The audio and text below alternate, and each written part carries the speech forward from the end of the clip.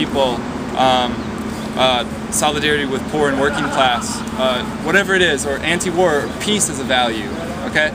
Be thinking about what it is that's underneath your story and what brought you here.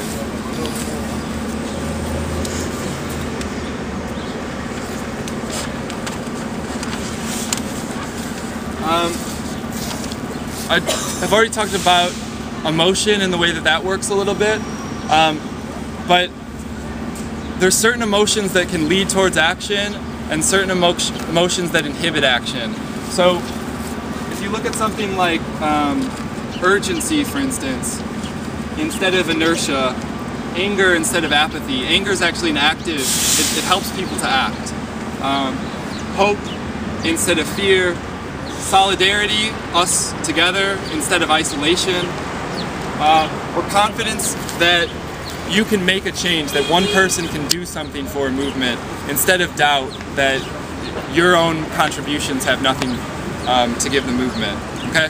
So as you're developing and thinking of your stories, you can think about how these emotions that lead towards action can work. Alright? So be thinking about where urgency comes in, anger, hope, solidarity, or confidence that you can make a difference. Finally, I just want to go through a little bit of the narrative structure. What helps to tie somebody into the story is a unexpected challenge that you've been faced with. That's why I got the little lightning bolt there. Something that's unexpected that you've had to meet and you've had to make a choice. And then your own personal character and what's the outcome. So what's the choice you made and what's the outcome, okay? So I'm going to try to give a brief story of self and why I'm here, just to act as an example, alright?